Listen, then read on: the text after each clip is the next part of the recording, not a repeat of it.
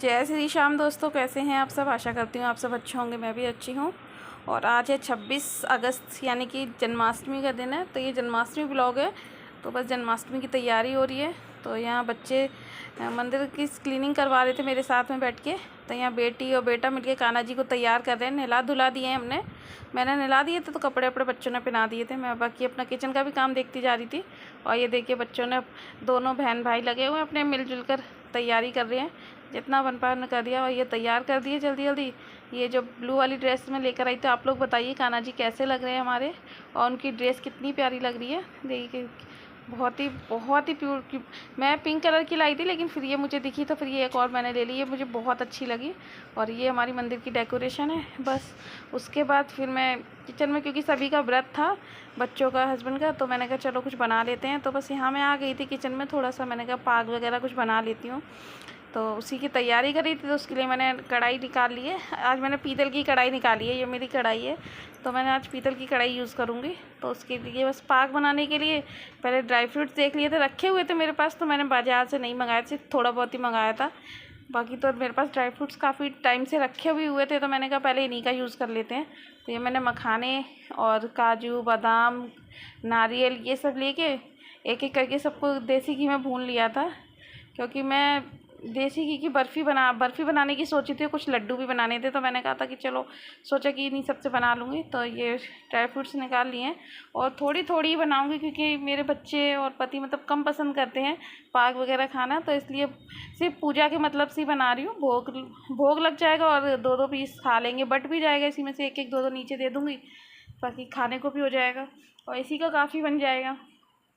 तो बस ये देखिए मैंने बादाम और किशमिश निकाल ली। उधर मैं काजू साफ़ कर रही थी, क्योंकि काजू भी रखे हुए थे मेरे पास।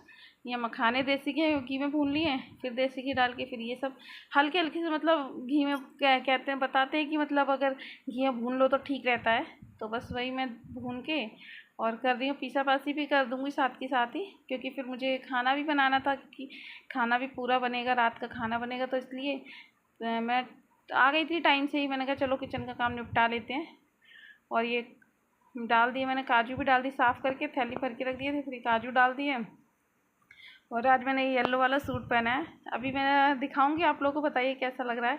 अभी तो बस किचन में लग गई थी, क्योंकि जन्माष्टमी का तो त्यौहार होता है, थोड़ा सा मंदिर वंदिर सजाने में भी टाइम लग जाता है। वैसे तो मेरा मन 56 भोग बनाने का था, लेकिन मैं नहीं बना पाई, क्योंकि कुछ तबीयत भी ठीक से नहीं थी। फिर मम्मी पापा जी भी नहीं है पास में, तो फिर लगा कि जब पूरी फैमिली साथ में होगी तो तब बनाएंगे, इसलिए फिर मैंने 56 भोग नहीं बनाए।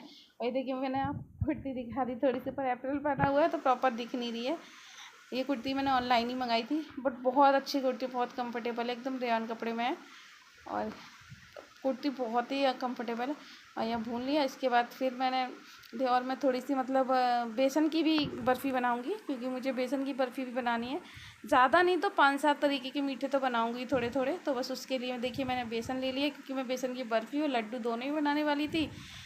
सोच तो यही रही थी कि लड्डू और बर्फ़ी दोनों बना लूँगी। तो उसके लिए मैंने ये बेसन ले लिया 1 कटोरी, साथ में थोड़ी सूजी ऐड कर दूँगी, क्योंकि बेसन के जो लड्डू होते हैं वो तभी अच्छे बनते हैं, एकदम खस्ता टाइप बन जाते हैं। तो वही थोड़ी सूजी डाल ली है और बेसन ले लिया। 1 कटोरी बेसन लिया है, उसका 1/4 कप मैंने सूजी लिया है।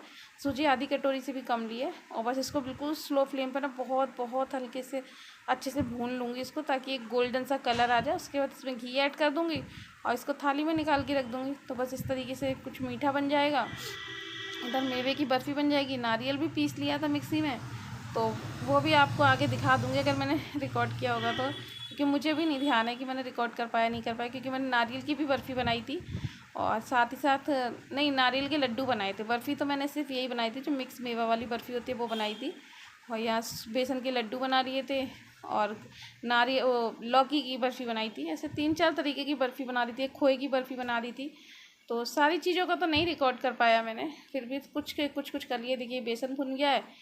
तो उसके बाद मैंने अब ये घी डाल दिया। घी में अब मैं डालूँगी गोंद, क्योंकि मैं मिक्स मेवा की बर्फ़ी बना रही थी ना, तो उसके लिए मैंने गोंद मंगाया था। तो बस गोंद को अच्छे से देसी घी में डीप फ्राई कर लूँगी, ताकि वो अच्छे से फूल जाए, क्योंकि गोंद फूल जाएगा तभी वो सही रहेगा। तो ये गोंद मैंने निकाल लिया है। एक बार बीन लूँगी, चेक कर लेती हूँ। ये देखिए मैंने चेक कर लिया, कुछ है नहीं, तो फिर मैंने बस वही डाल दिया है। और ये मैंने जलेबी वाला गोंद मंगाया था, क्योंकि थोड़ा अच्छा होता है, चिपचिपा सा भी होता है ना, तो ये अच्छा रहता है। तो ये पर मैंने मंगा लिया है। और तैयारी कर रही हूँ जन्माष्टमी की कि कुछ बन जाए। बाकी बच्चे पति सब लोग बाहर ही हैं तो बातें भी करती जा रही हूँ। वो तो बातें भी हो रही है कि खाने में क्या बनेगा, खाना भी बनाना है। तो बस देखिए बर्फ़ी की तैयारी कर दी थी सारी बना के, और उसके बाद फिर मैं किचन में, क्योंकि सबका व्रत था, मेरा व्रत नहीं था बाकी सबका व्रत था, तो फिर मैंने कूटू की पकौड़ी वगैरह भी सेक दी, क्योंकि भूख लगी थी इन लोगों को। तो मैंने कहा रात को 12 बजे का टाइम तो बहुत लेट हो जाएगा, तो तब तक तो कुछ खा लो थोड़ा थोड़ा। तो यहाँ पे कूटू की पकौड़ी और चटनी बना दी थी, दही रखा हुआ था, तो बस वही मैंने बेटी ने आलू कट कर दिए थे तो मैंने वो बना दिए। यहाँ मैं साथ अरबी भी छीलती जा रही हूँ, क्योंकि मुझे रात को 12 बजे का जब पूजा हो जाएगी तो सब लोग खाना खाएंगे, तो अरबी बनाऊँगी, सूखी अरबी, और थोड़ा सा शाही पनीर बनाऊँगी। तो शाही पनीर की मैंने कट करके हल्के से, मतलब देसी घी में फ्राई कर लिया, क्योंकि इससे ना टेस्ट बहुत अच्छा आता है। तो और सच में यकीन माने सब्ज़ी इतनी अच्छी बनी थी, बहुत ज़्यादा अच्छी सब्ज़ी बनी, जबकि मैंने कुछ भी कोई मसाला ऐड नहीं किया था, सिर्फ सिंपल सब्ज़ी बनाई थी। तो यहाँ शाही पनीर की भी तैयारी कर दी है, अरबी बना के रख दिए हैं, और पूड़ियाँ सेक लूँगी। एक मेरे यहाँ पे मीठी आटे के शक्करपारे बनते हैं ना, तो वो बना दूँगी।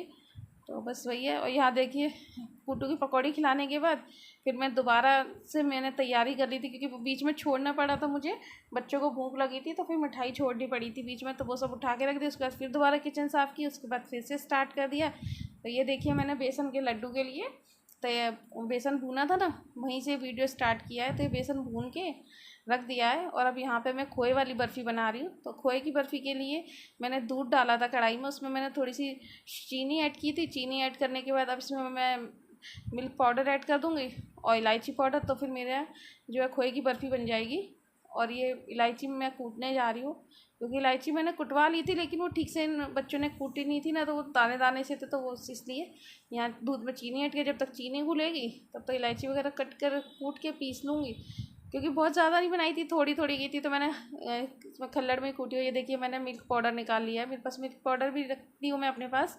तो मिल्क पाउडर से ही मैं खोए की बर्फ़ी बना रही हूँ, क्योंकि खोआ मुझे मिला नहीं था ठीक से, और बनाने का मेरे पास टाइम नहीं था, तो मैंने मिल्क पाउडर ही यूज़ किया, क्योंकि मिल्क पाउडर भी अच्छा होता है, एवरीडे का है और फ्रेश ही मंगाया था। तो बस मिल्क पाउडर डाल के एक बर्फ़ी बना के तैयार कर दूँगी।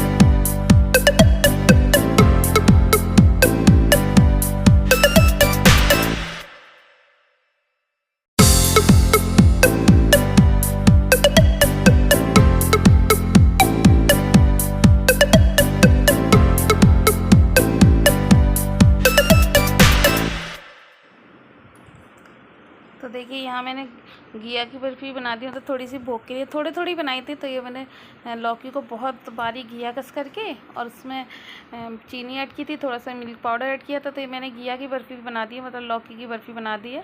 और हल्का सा इलायची पाउडर डाला है, तो वो भी मैं आपको दिखा रही हूँ। और फिर थोड़ा सा देसी घी डाल के और इसको भी जमा दूँगी तो फ्रीज़ हो जाएगी। तो ये भी लौकी की बर्फ़ी भी तैयार हो जाएगी। एटलीस्ट भोग तो लग ही जाएगा बहुत अच्छे से। तो इस तरीके से मैंने 6-7 तरीके की बर्फ़ी बना ली है, थोड़ी थोड़ी बनाई है। थोड़ी सी मैंने कलरफुल मैदा भी गूँदी थी, जिसमें से मैंने कुछ फ्लावर वगैरह बनाए थे मैदा के, वो मैं आपको दिखाऊंगी आगे। फ़ोटो दिए थे मैंने, वो बनाते हुए तो नहीं दिखा पाए, बाकी मैंने उसके फ़ोटोज़ दिए थे, तो आप लोग देखिएगा। मतलब देखने में बहुत सुंदर लग रहे थे, सच मुझे भी अच्छे लग रहे थे। तो ये देखिए, ये मेरी लौकी की बर्फ़ी बन रही है। और मैंने मैदा ऑरेंज कलर की, ग्रीन कलर की, वाइट कलर की, ट्रायंगल, तो जो भी मुझे समझ में आया, जितना भी मेरे को लगा कि हाँ मैं कर सकती, मैंने कर लिया था। और देखने में सच में बहुत बहुत सुंदर लग रही थी। और ये देखिए, मेरे को ना बर्फ़ी बनाने के लिए कुछ समझ में नहीं आ रहा था मैं किस चीज़ में इसको जमाऊँ। तो उसके लिए मैंने बच्चों का जो टिफ़िन होता है लंच बॉक्स, वो ले लिया है। और उसी में मैं ये बर्फ़ी फिक्स कर दूँगी तो ये सेट हो जाएगी।